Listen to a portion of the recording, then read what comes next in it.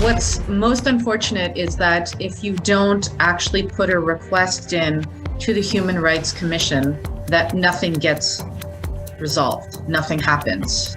Tonight, taken to task, a Montreal child agency under scrutiny after years of failing Inuit kids from up north. I'm the first Indigenous person to do so in almost 30 years. Politics in a northern town, an Indigenous woman throws her hat into a municipal election ring. And while on a state visit to Germany, Mary May Simon speaks out about what it means to be Canada's first Indigenous Governor General.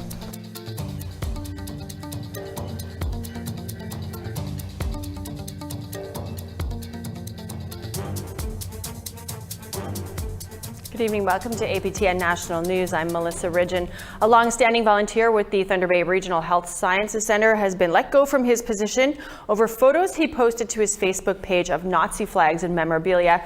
Michelle Karlenzig has this story and a warning to our viewers: some may find these images upsetting. Keith Taylor has been a volunteer patient advocate with the Thunder Bay Regional Health Sciences Centre for 12 years. He was let go of that position this week over photos posted to his Facebook page almost a decade ago depicting Nazi flags and a head of Hitler bust. One photo showed 3 unidentified children in war helmets with a Nazi flag in the background with the caption, "Training them young." He says he can understand why the photos look offensive, but explains he meant training the kids in war history. It was unfortunate. That was in what I call the flag room. I guess a bad angle, but if you look at that picture, the kids are the one child. These are my relatives are wearing. There's no Nazi stuff except the flag. Taylor said he had plans to open a museum and has a passion for history. My keen interest on history, especially military history. I mean, as a kid, I was always watching war movies and drawing tanks and. He says he's not a Nazi and there was no malice or ill intentions behind the photos. The Thunder Bay Hospital said they could not discuss the details of the incident, but in an email to APTN said in part, "With thousands of staff and volunteers, it is unrealistic to monitor social media for infractions. However, if a concern is brought forward, Human Resources would investigate and report back to senior leadership with findings and recommendations. That investigation has concluded, and the aforementioned volunteer is no longer affiliated with TBR HSC. Thunder Bay has been under the microscope for racism in Canada, including accusations of racism in the Thunder Bay Health Sciences Centre. Taylor says he understands why the hospital made the decision they did and has since removed most of the photos. He also says he's sorry. To those people, I would apologize. There's no intent for those people to see those pictures. I mean, eventually they probably would have in a different context, in a more of a museum context and educational context. Those posts were made for a narrow group of people that were assisting me, I guess. And I do feel, and I will go back to it. I've spent several years trying to do what I could for Indigenous people. And, I'm no hero, but, I can see why people are offended. There's no ifs and buts about that. Michelle Karlenzig, APTN National News, Thunder Bay. It's a relationship that continues to deteriorate between Native Women's Shelter in Montreal and the Youth Protection Agency that works with the city's Indigenous population. Weeks after saying they would no longer work with Batshaw Youth and Family Services, the shelter is now asking for an inquiry into the agency's services and employment practices. Tom Fenario explains. Located in the northernmost reaches of Quebec is the Inuit territory of Nunavik, a unique place where Inuit culture is strong. But like many remote regions, they lack for services. Flying over 1,000 kilometers to Montreal is often the only option for help. But allegations are they are not getting what they need from a youth agency there. Can we talk about the, children that are not allowed to talk to their parents in front of a social worker in Inuktitut? Can we talk about the social workers that have these derogatory comments that they talk to our workers about Indigenous people? Can we talk about these issues first? Because that's a problem. Naguset is the executive director of the Native Women's Shelter of Montreal. She says after 8 years of trying, she is done trying to talk to the Youth Protection Agency that works with Indigenous children in Canada's second largest city. What's most unfortunate is that if you don't actually put a request in to the Human Rights Commission, that nothing gets resolved, nothing happens. The shelter has teamed up with the Center for Research Action on Race Relations, a civil rights advocacy group, to request an inquiry into Batshaw Youth and Family Services. Specifically, they want the Quebec Human Rights Commission to look into Batshaw's lack of services for Indigenous kids in care, as well as their hiring practices. Currently, there's only one social worker within Batshaw that is Indigenous. But Batshaw says they've been trying for over a year. At the moment, we have 2 open positions for Indigenous workers, and there have not been any applicants for the positions. How Batshaw serves as Indigenous clientele has been subject to other criticism. Following accusations that Inuit in care were not being allowed to speak in Nuktitut, a Quebec Human Rights Commission investigation concluded that Inuit youth in Montreal were being denied their right to cultural preservation. The commission recommended that the right of Inuit youth to freely speak their mother tongue be reaffirmed and that this right be clearly written into the codes of conduct. Batshaw says that youth are only asked to refrain from speaking in Nuktitut under very specific circumstances. We allow the children to speak in their native tongue. The only time that we would ask them not to is when it's flagged to us that their safety might be at risk. Batshaw did receive a vote of confidence recently from Makivik, the organization that represents Inuit from Quebec. In this press release, Makivik says that discussions are underway to improve the situation for Nunavik youth who are under the care of the center. But the Native Women's Shelter says Batshaw has had more than enough time to address issues that have been raised in multiple studies and reports. They have the solutions because we've given it to them already. And it's just a lack of will or, I don't know, ego. I don't know what it is because it's beyond us. I would disagree that nothing has been done. A lot of things have been implemented. Let's not forget we've been in a pandemic for 18 months. The response for the request for inquiry is expected in the coming weeks. Tom Fenario, APTN National News, Montreal. Thanks, Tom. We want to hear about what you think about any of the news stories that we bring you. Here's how you can weigh in. You can send your emails to news@aptn.ca. You can leave a comment on aptnnews.ca. You can also find us on Facebook, Twitter, Instagram, YouTube, and TikTok. Follow APTN News to join the conversation and see our latest stories. The Yukon is holding municipal elections Thursday, and in Whitehorse, an Indigenous candidate is running for City Council, the first to do so in 30 years. Here's Sarah Connors with that story. Michelle Friesen is one of 17 candidates running for Whitehorse City Council. But she's not your average politician. I'm the first Indigenous person to do so in almost 30 years. Friesen's family is from the Tonquachon Council in Whitehorse. If elected, she'd be the first Indigenous person to serve on council since Ed Schultz in 1991, where he served one 3-year term. Friesen says 30 years on, it's time for an Indigenous council member. Yeah, I think having diverse perspectives is really vital to any leadership, and I hope that I can bring that to City Council. Friesen previously ran for the NDP for Whitehorse's Mountain View riding during the 2021 territorial election. She lost to Liberal incumbent Jeannie McLean, but she says the experience gave her the confidence to run for council. That was one of the things that really helped me in understanding where people saw those leadership qualities in me, and that made me feel more confident to step into this realm. The issues Friesen's focused on are affordable housing, accessibility, and climate change. I'm Michelle Friesen, and I'm running for Whitehorse City Council, so... With voters heading to the polls on Thursday, Friesen is wrapping up her campaign. She hopes running for council will inspire other Indigenous Yukoners to do the same in the future. Yeah, I hope that by stepping forward, I can encourage diversity in leadership and inspire other women and Indigenous youth to see that we can and we should be in these spaces where decisions about our future is being made. Sarah Connors, APTN National News, Whitehorse. Well, we need to take a break, but when we come back, we are going to head to Germany, where Inuk Mary May Simon, Canada's first Indigenous Governor General, continues her very first state visit. We are there too. Stay with us.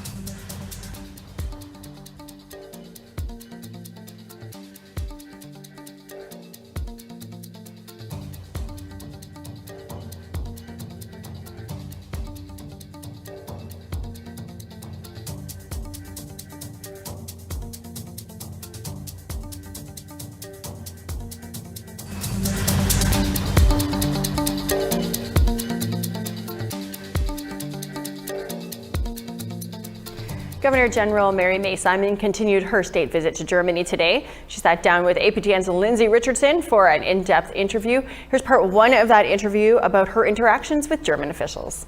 Right Honourable Mary May Simon, thank you for taking the time to meet with us today. Our audience has been looking forward to hearing from you. It's my pleasure.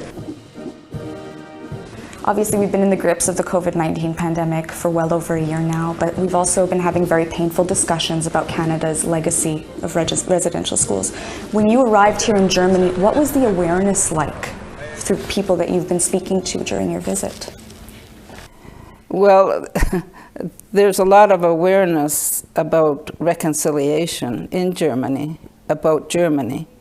And when I met with leaders, we had an opportunity to talk to each other about some of the initiatives that we have to undertake to address the wrongs of the past. And we've also talked about how difficult it is to talk about these issues. And you know, the president of Germany told me that he goes every day to an event that addresses reconciliation. And as Governor General, I hope I'll be able to do that as well. Canada has been, on an international scale, considered to be peacekeepers. And now that image is kind of in upheaval because of this dark chapter of history that's being discussed. Do you think it's changed how people view Canada? It may have, and I think around the world there are different things that come up through history that have happened in the past. And they may be positive things, or they may be very negative things. But once that happens, I think it's important for the country that is going through that experience to deal with it. I think the truth has to come out and it has to be dealt with. So I think Canada is doing that now, and I think through time we'll regain our importance as we have in the past on the international level. Now, moving away from politics, I'm curious about the necklace you're wearing. You wore it during the first dinner with the president. Can you tell us a little bit more about it? Well, this is made out of seal skin, and it's from Iqaluit. And I had a friend bring it to me because I wanted something to wear in Germany that was made from seal, because it portrays our culture and a very important part of Inuit culture, that we depend on the seal for food and for many other things, and also for the fur. So we use the whole animal. And when they asked me about my necklace, I get to talk about it like that. So I'm educating people in Germany about who we are, as well as learning about Germany. So it's been a really very good dialogue. That's good to hear, because the sale of sealskin products is obviously very controversial here in Europe and has been for some time. Doesn't stop us from showcasing it. We always have done that, and we will continue to do that. Now, are there plans to visit Indigenous communities during your tenure as Governor General? Very much. That's probably my priority. But there are two things. I'm Indigenous. I'm an Indigenous Governor General, but I'm also Indigenous, but Governor General for Canadians. So, I have to look at it in a way where my priority is always Indigenous issues because I'm Indigenous, but at the same time I need to remember, and I do, that I am representing all Canadians. So part of that priority includes diversity and inclusion, and that's some of the work that we'll be doing as well. Your Excellency, Nakume, for your time. It's a pleasure. It's my pleasure to be here. We'll have part two of that sit down with Governor General Mary May Simon. Switching gears to talk about domestic issues here in Canada, from preserving Indigenous languages to battling systemic racism. That's going to be on tomorrow. Well, a new study by Justice Canada has revealed that Indigenous people accused of crimes are much more likely to be locked up than white offenders. Researchers analyzed how two groups fared at different stages in the justice system over a 10-year period. The results are grim, but unfortunately not surprising. Vicky Chartrand is an associate professor at Bishop's University. Thanks for joining us, Vicki. You know, we've heard about overrepresentation of Indigenous people in prison for more than a decade now, but this new study shows that courts are a big part of the problem, maybe more so than people had thought. Who's responsible for making sure that courts are fair and aren't adding to this problem? Well, thanks to you, Melissa. And yeah, I think courts I think we've always known that the courts were just as much as part of it as a problem. And since we've had, the introduction of Gladue principles and the Section 718, which is a formation of Gladue principles, they should be looking at the impacts of colonialism and the hardships that Indigenous people experience. But in my own experiences with and research around the courts is that when we do look at Gladue principles, that security takes precedence. And so that the Gladue principles are, although consulted and looked at, then Indigenous people still end up being charged or convicted as a result. Yeah. You study the links between colonialism and Indigenous incarceration rates. Why is it important to bear that context in mind while we're looking at these numbers? Well, yeah, some of my own research showed that historically Indigenous people were very rarely incarcerated, at least at the federal level. And it wasn't until the 1960s when we started to see the receding of assimilation policies that at the same time we actually also started to see the incarceration of Indigenous people. So from 1960 and beforehand, it was 1% to 2% rates of incarceration, and the prisons were doing everything they could to get Indigenous people out of the prison system. And today we see quite the opposite, is that every year since 1960, the incarceration rate has only increased, despite all the attempts, whether it's Gladue or restorative justice principles, or even introducing Aboriginal culture and healing lodges. We only see the incarceration rates increase despite that. And I think that a lot of that goes back to not looking at the important colonial context in which Indigenous people are still trying to survive. Mm-hmm. Well, and this is jobs for a lot of Canadians too, keeping Indigenous people locked up. Vicki, I thank you for taking the time to share your thoughts on this, and it'll be interesting to see what this study, where it goes from here and what sort of policy changes that we see. Yeah, well, thanks to you, Melissa, and good luck with everything. Thanks. It's time for another break, but when we come back, highlights from today's In Focus, where we met some incredible entrepreneurs doing big things and sharing advice to other would-be bosses. Stay with us.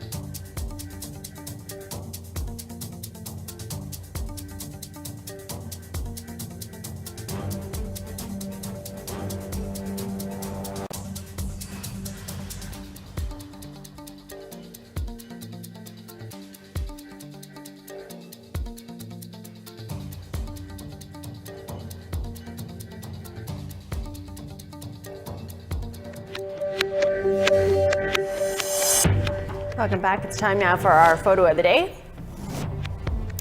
Evelyn Reynolds pulled this from her trail camera. She caught a glimpse of a tagged mother cub and her 4 almost grown cubs. This looks like both majestic and terrifying at the time. Great catch there, Evelyn. Be sure to send us your photos to share at aptn.ca for our next photo of the day. Let's take a look now at tomorrow's weather forecast. Off to the east coast, we got 10 and some showers for St. John's, 15 and sunshine for Halifax. Happy Valley Goose Bay, 6 with a chance of showers. Kuujjuaq makes a sunny cloud and 7 degrees expected there. Montreal, rain and 15 degrees. Chibougamau, 4 and showers. Ottawa, 15 and chance of showers, lots of cloud. And Sault Ste. Marie, 2, 9 degrees. Mix of sun and cloud and 4 for Sioux Lookout, expected 3, and some flurries maybe for Kapuskasing. 0, mix of sun and cloud for Thompson. Norway House, 2 and sunshine. 5 for Barons River and Dauphin, 6 for Winnipeg and Brandon. 14 in sunshine for Swift Current, 5 over in Yorkton. 5 in Buffalo Narrows as well, sunny skies there, same with Uranium City. High level sunshine and 7 degrees. Fort Chip, 6 and sunny. 12 in sunshine for Edmonton, 16 in Medicine Hat. 14 in sunny for Kamloops, 11 in sunshine for Quesnel. 10 in sunny for Prince George, 6 in sunshine for Dease Lake. Mayo, sunshine and 5 degrees. Whitehorse, 4 and sunny. Norman Wells, 1 with sunshine. Wattie and Yellowknife and Fort Simpson, both 6 degrees. All 3 of them are 6 degrees. Tuktoyaktuk, 0, sunshine. -4 and a mix of sun and cloud for Baker Lake. Nuyot, -5, mix of sun and cloud. Igloolik, flurries expected there, -7. Clyde River, -3 and flurries.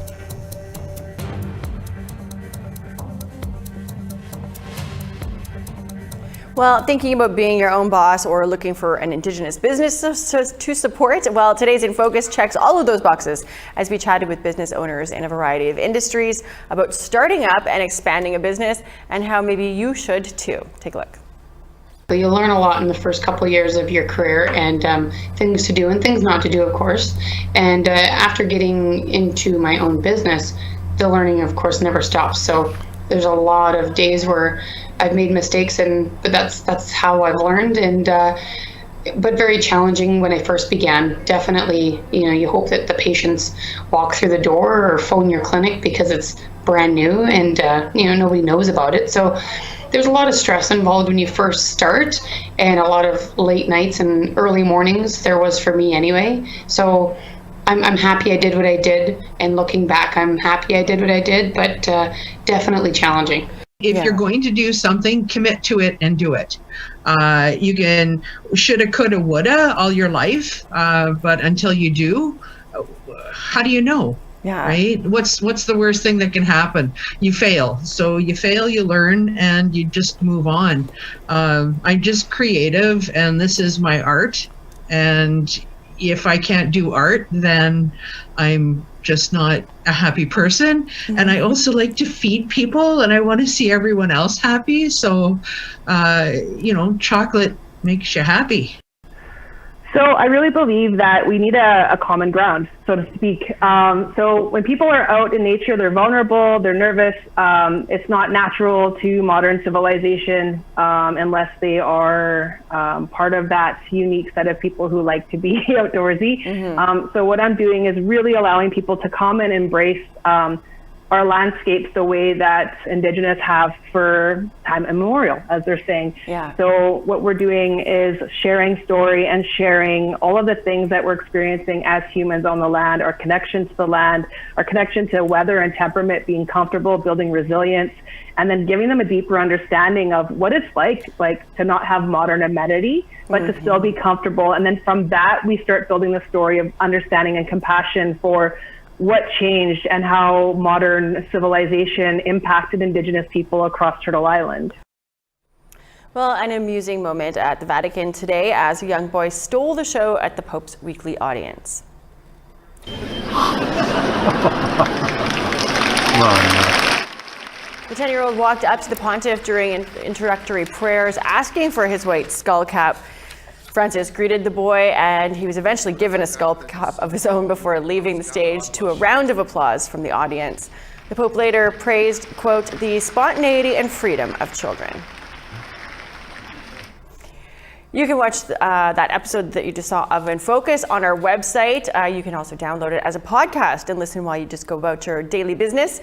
aptnnews.ca/podcasts is where you can find all of our podcasts. Well, we are out of time for your national news tonight. I'm Melissa Ridgen. Have a great night.